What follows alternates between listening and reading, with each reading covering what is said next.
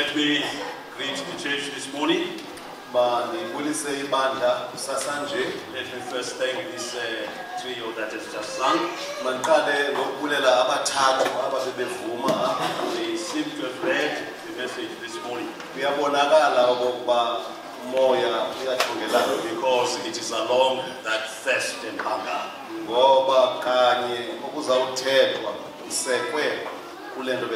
Surely each of us is thankful to be here this morning.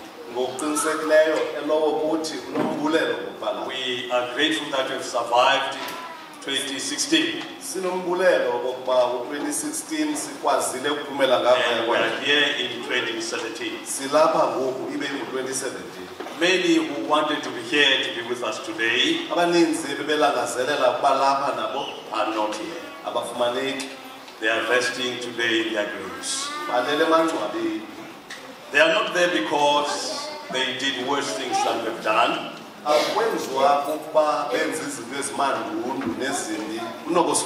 are not here because we are any better than they. Only God knows why we are here. Ours is just to wonder and be grateful to the Lord.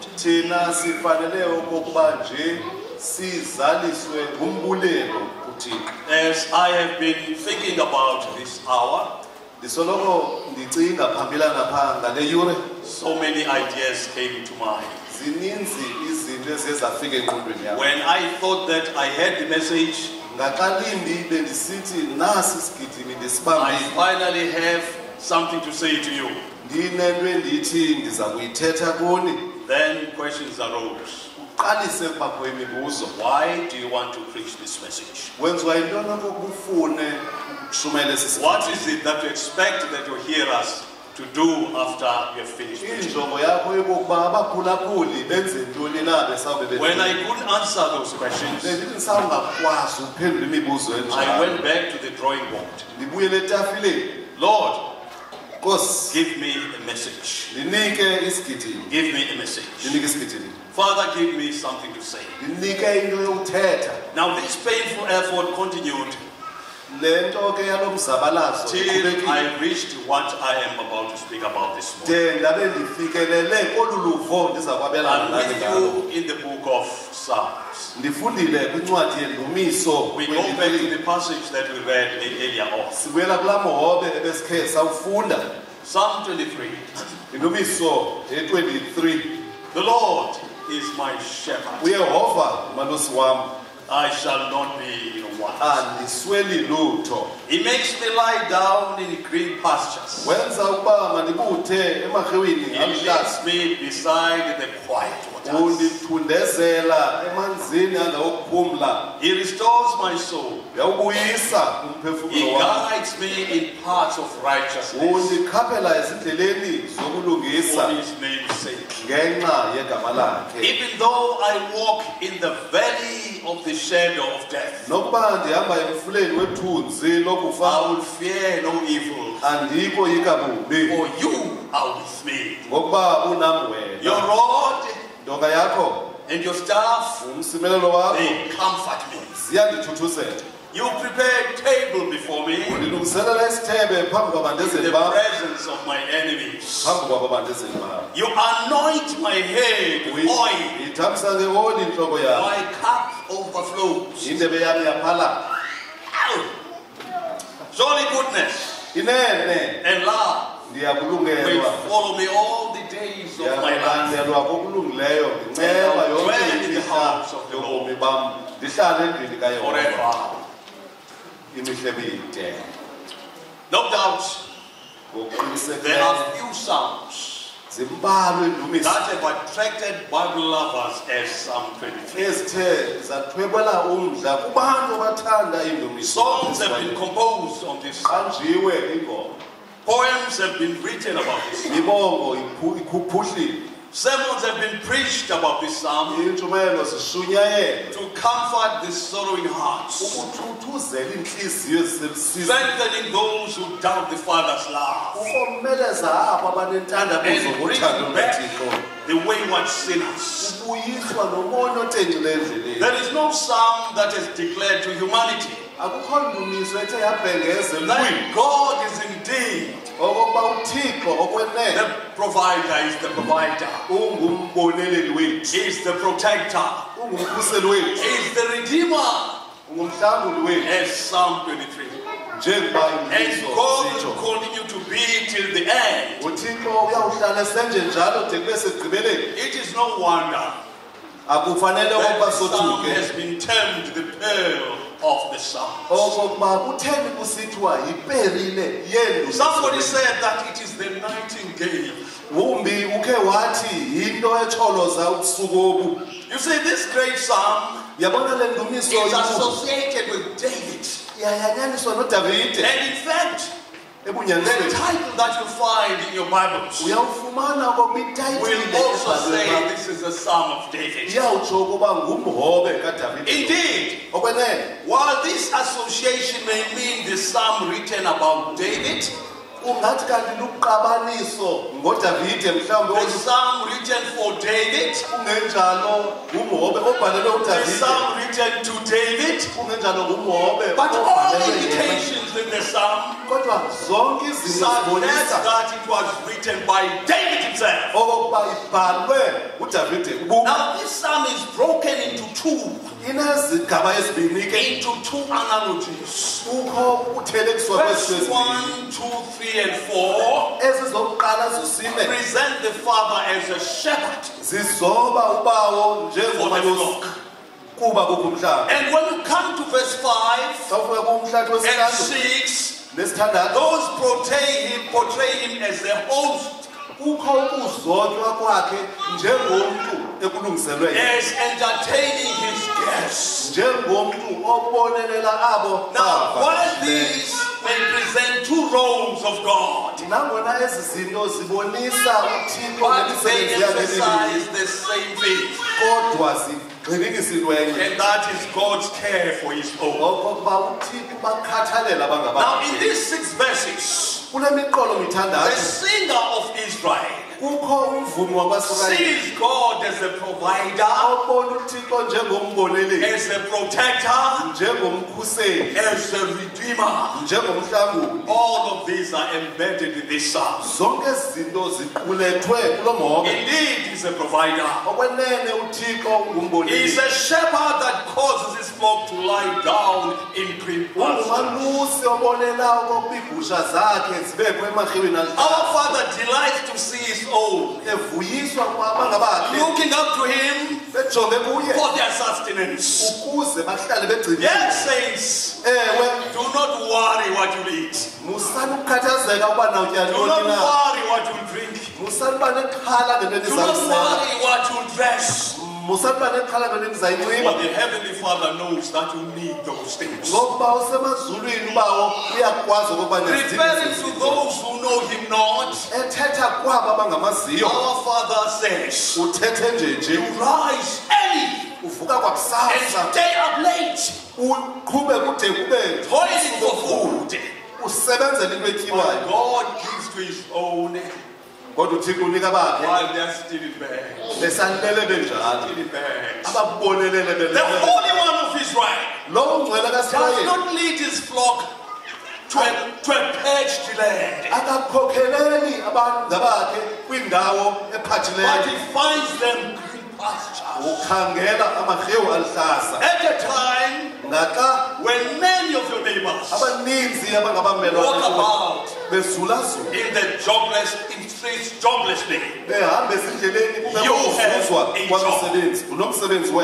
Some of us have not only received their daily bread, but like a host entertaining his guests, the Lord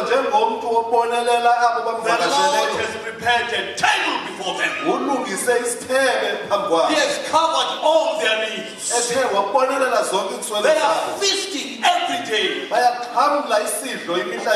At times, this table is prepared before your enemies. There is nothing as pleasant as eating and enjoying your food before your enemy. ufihle njengokuba unyalase utye uhlafuna ebukele umbandezeli wakho. Brother Maposa told me one time Uke wathi ke uMaphosa that he ran away from his father, the funeral of his father, ubaleke inqubo kayise running to his grandmother ebaleka esiya kunina to hide in safety. eyokuzifihla ukuze He had just broken the window as he was shooting birds with a sling. naku ebegqaya isilinge zingena intaka wabetha ifestile Then he broke the window. wophula amafestile. Now his sister, Ngokudade who wabo seemed to find relish, in this misfortune of this young man, othe wabona into okokuba yinto anokuxhensa went to ngakuyo le report mpazamo. to his father. Naku esiyoyixela And of kuyise course, his father having assessed the damage, uthe sawuyijonga imeko he yokonakala didn't ask any questions, khangabuze but he kuzo. was after Maposa. Wasuke wasemva But he kwakhe found him hiding next to his grandma. wafika ezogqume ngapha konina And kulo of course, in my culture, ngokwenene you ngokwethu stop isibeko there, you can't snatch a child from the grandmother. awukwazi uthatha umntana He stood there helplessly, wema pha engenawusinceda calling this young man. He calling him. But the young man just sat next to the kodwa grandmother. umfana naku ufube ngapha And of kwelokho course, the esikanina grandma said, "Hamba usuka, wancama unina kulo wathi awusophula into zami nje nawe ubethwa ngubani?"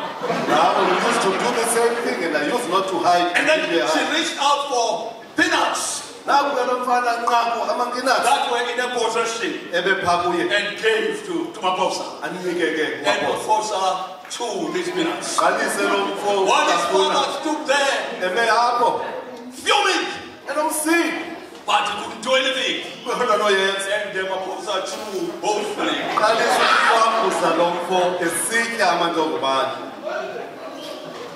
You know, brothers and sisters, bazalwana notate we are enjoying food in the presence of our enemies. akho nto imnandi njengokuba utye bukelwe Much of the success that you have attained, impumelelo izuzileyo much of your prosperity ukuzuza kwakho has been kuphela phambili achieved before your bitterest enemies.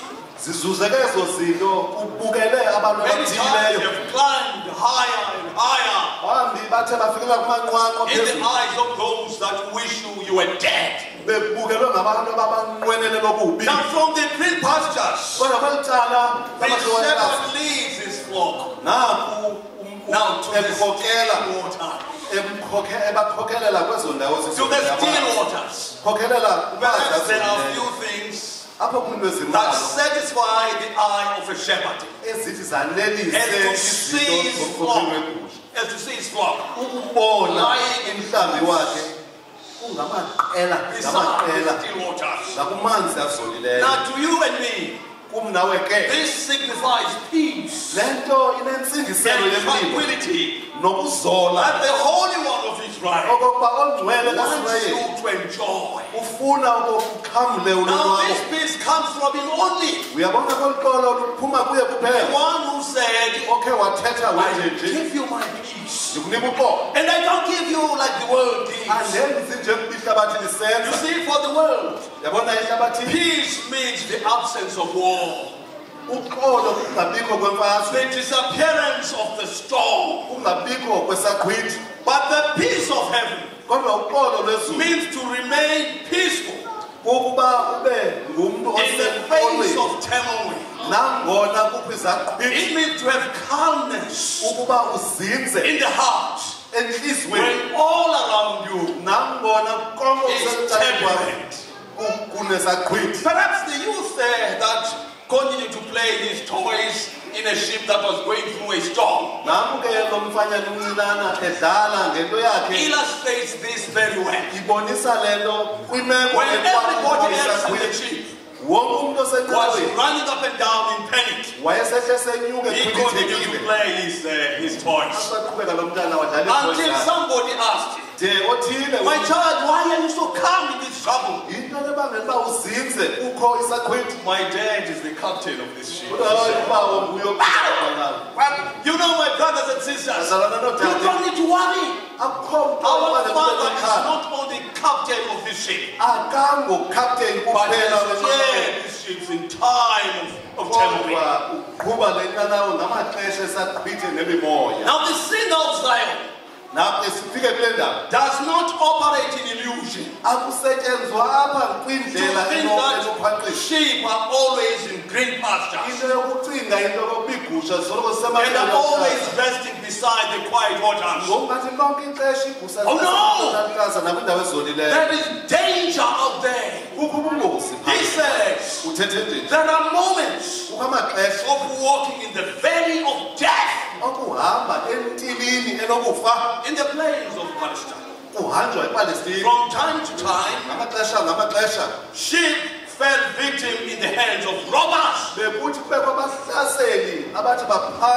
Now Christ, the great shepherd, was referring to this when he said, the thief comes not only to steal, he comes to kill and destroy. Sheep are also exposed to the ravaging animals. It were at such moments that David rescued his sheep from the lion. Another one from the bear. You see, you're being the part of God's flock. Does not place you beyond danger. Does not place you beyond the dangers of this life. All of us in this room are going to go through the valley of the shadow of death. You see, we are still in the territory of the enemy here, who prowls around like a lion, wanting anyone to devour. The loss of employment has visited some of us and is still to visit a few others. This has led to the repossessing of cars, forfeiting of houses, and has brought distress and havoc in the family. Some of us in this room have seen the cracks appearing in their marriages, and the thoughts about divorce begin to trouble the mind in the night. A prominent lady came to my office one day. At that time, her marriage had hit the rock bottom. The husband was caught up in a relationship somewhere, and this lady was left filled with anger, revenge, and having attempted suicide twice. Some of those who have stable jobs and happy marriages have been attacked by the enemy in other areas. Pastor, I wish I can sit next to the beach and weep. And weep. Said the lady was also in my office. At that time, her second born was caught up in drugs. The family had tried everything. They prayed, they tried rehabilitation, and used every help at their disposal. However, all this ended in vain. Instead, the child was sinking deeper and deeper, extinguishing every spark of hope that he would ever recover. Sickness has also visited our believers. Doctors were tried, bottles of medicine, packages of pills,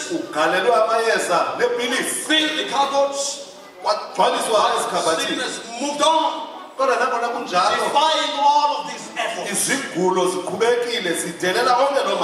My brother, let me stay behind. I cannot stand witnessing my child writhing in pain every day.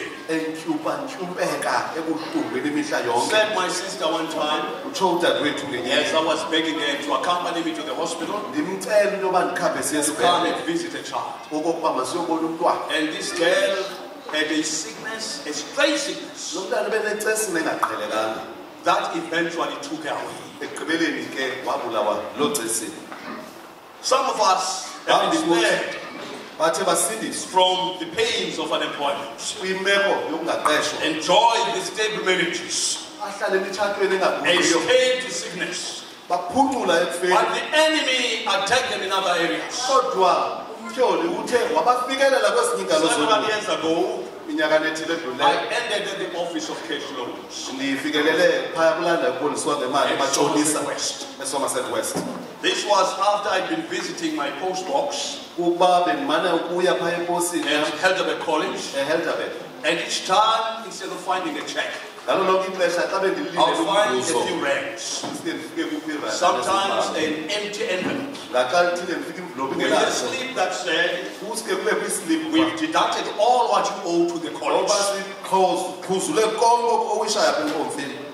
What really paid me more is that in the midst of this, I had to stand before a group of theologians as a teacher and inspire them to have faith and trust in God, who cares for his own. Sitting there in that office of cash loans with the string of academic degrees behind me, which I could not convert into anything to help me out of this mess, I asked myself a question. How do you build the faith of students in God when your own faith is in pieces? I think the peak of all of these difficult situations is death. The death of your loved one, death of your own. This one, none in this room is going to escape. You see, by the end of this century, none of you are going to be. Strangely, when the psalmist comes to this verse, he changes his speech from the third person. He now changes it to the second person. Here he no longer speaks about God, but he speaks to him directly. He ceases to say in the valley of the shadow of death, the shepherd is with me. What he says, in this valley, you are with me.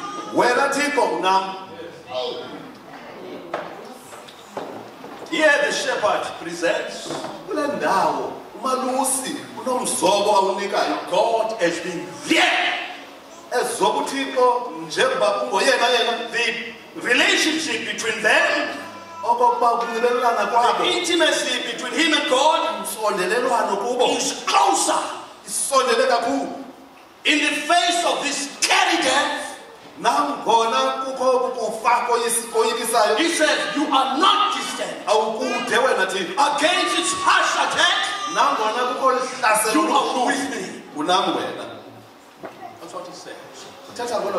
Your rod and your staff, they comfort me, says this singer of Israel. You know, the rod in the hands of the shepherd was there to ward off the enemy. But the staff was to support or comfort. In God, in fact, God uses both of these instruments when he deals with his own. Often he uses the rod to keep the danger away from his loved ones. He brings his angel to encompass them, that fear him and delivers them, how many times have you narrowly escaped? Narrowly escaped the cars that could have swept your life. You managed to come out without a scratch in a car that later you declared as write-off. Some in this room have been raised from sickness that threatened to send them to the grave. Sickness that is without mercy. Not a few of us. Rather, not a few of us. Miraculously were rescued from the car.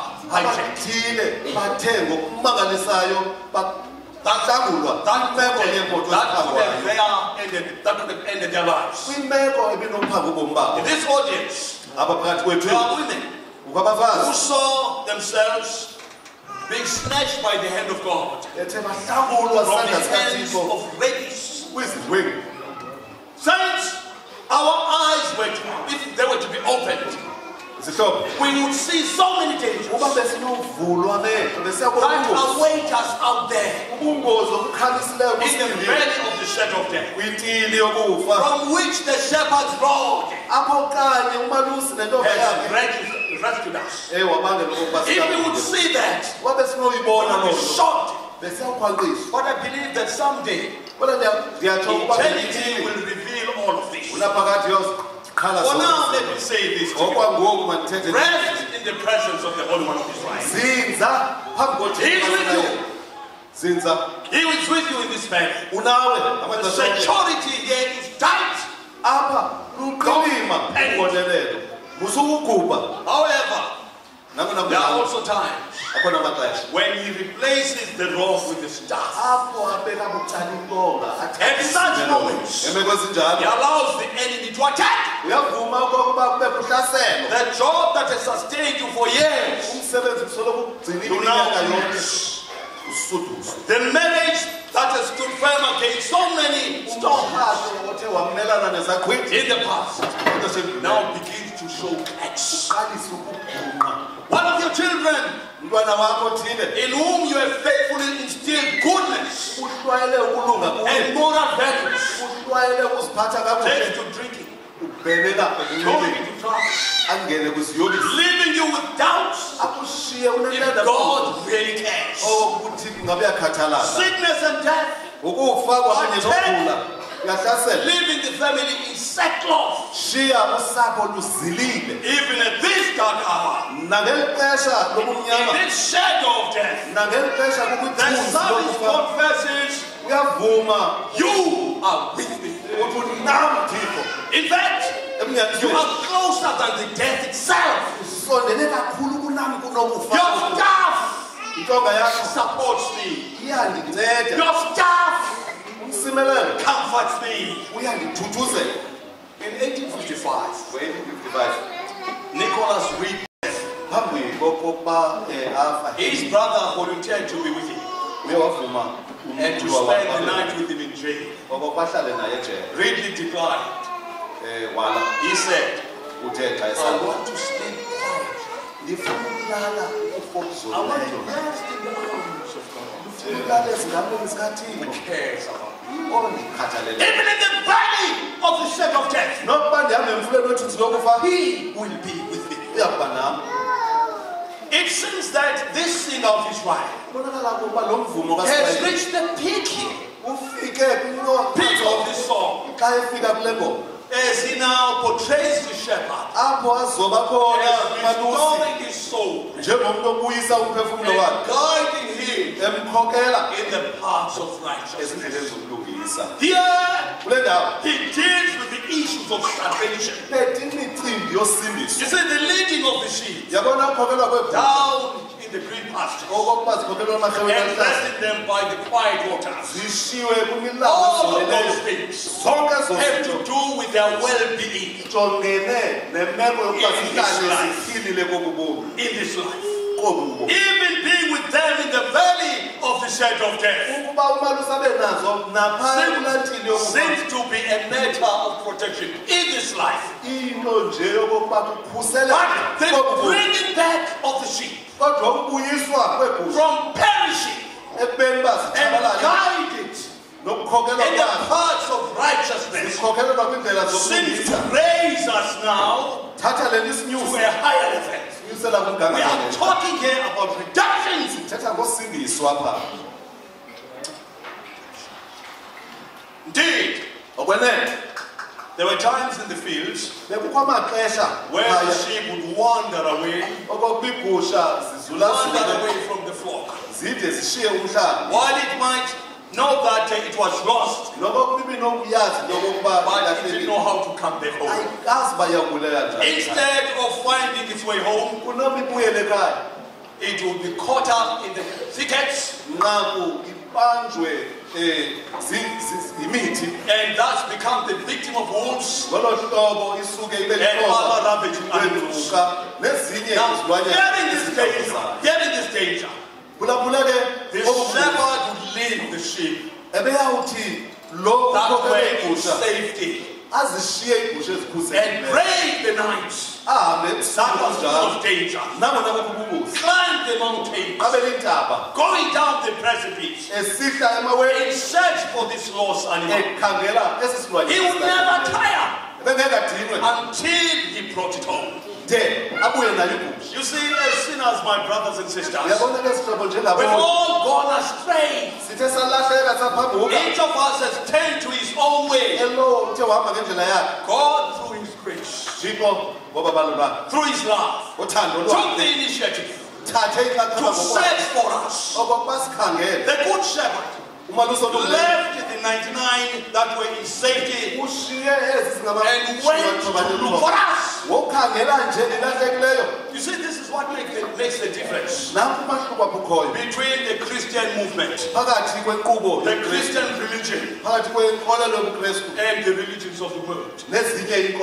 It is here where lies the difference between Christianity and Buddhism, Muslim, and Confucianism.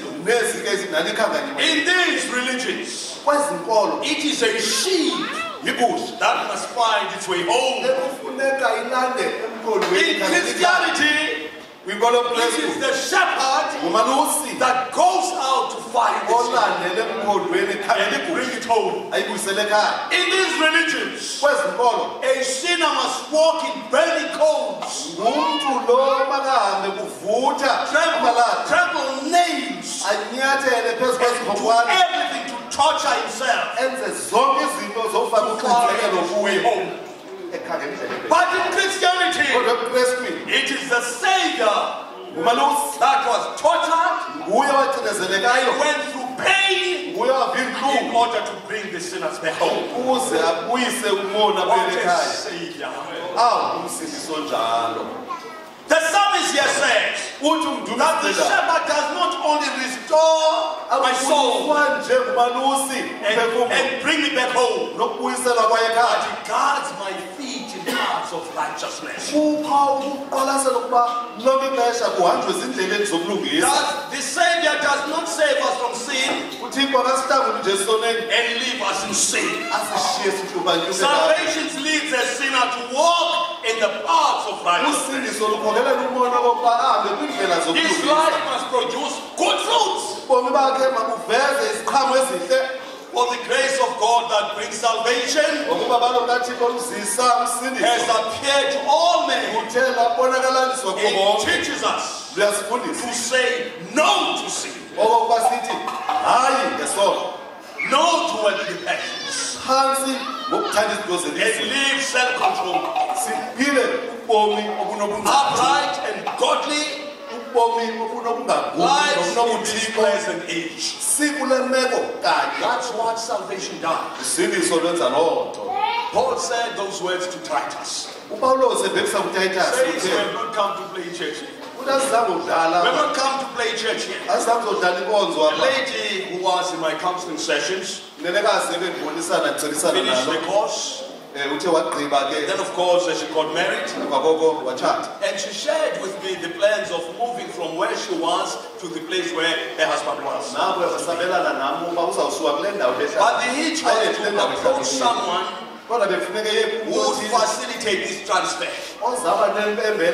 Then I remember that there was somebody who was an Adventist in that company. He was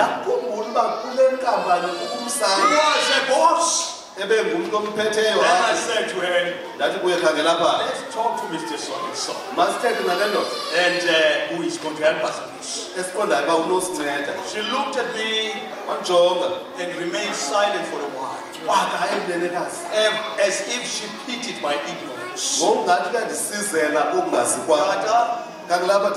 You know that man at your church. But I know him at work. That is a womanizer.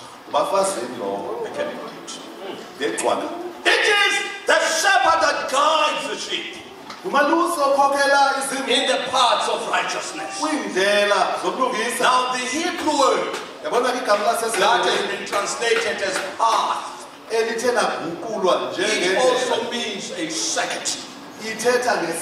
Now Dr. Clark, illustrating this process, he says this is like an earth revolving around the sun. It is in this path that it receives its light, receives its warmth, receives its ability to revolve again. And indeed, the Psalm says our relationship with God is very much like that. Our success, the good fruits that we can produce, can only come about as we revolve around the sun of righteousness. We cannot do this on our own. The psalmist says, our relationship with God is a lasting one. I want to remain in His presence for as long as I live, he says. I will dwell in His house forever. My fellowship with Him is not intermittent. I'm not here one day and found elsewhere the next day. I do not want to stand on my feet at one time and find myself living a revival the next time. And then on the side of God, His goodness is not exhausted. Its reservoir does not run dry. Instead, His mercies are new every morning. Surely, goodness and mercy will follow me all the days of my life. My walk with the Good Shepherd, my relationship with Him is destined to go beyond this life. Its richness will escalate in the world today. There, I'll be permanent guest.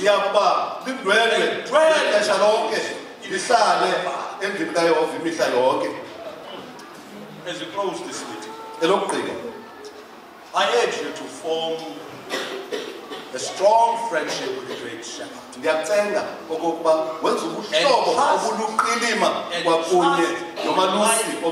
to His care. In that relationship, all what this year is going to bring about will not happen. A full provision has been made against all the dangers that lie ahead. You are safe. Your protection is tight. Where God decides to protect, He will support and comfort. He is fully behind you. But above all, at the end of this life, Heaven is waiting to receive you as a permanent guest. If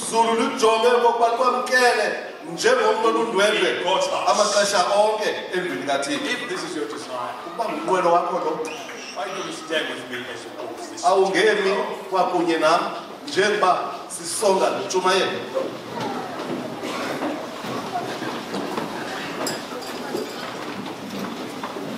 Awuthando onokubela sekhaya isibili Thixo wethu siyabulela ukuthi Thixo silungiselelayo Thixo sikhuselayo uThixo sisindisayo nceda mzala ezincamanga uzihlebe ezingqondweni zethu lonyaka singoyiki into kuba noba sisemfuleni wethu sizokufa lapho usecaleni lethu ngena nathi ke ngosika singela lonyaka uzosikhokhela kuleyo nto esiyenzayo kume nathi ke ngoxa siphuma benkonzo sikusele emakhaya kanti xa siyabasibuyela emva kwemini nalapho siyakucela ngaphakathi kwethu sikhosa kwezonke igama enkosi izamukela ngenxa kaYesu amen.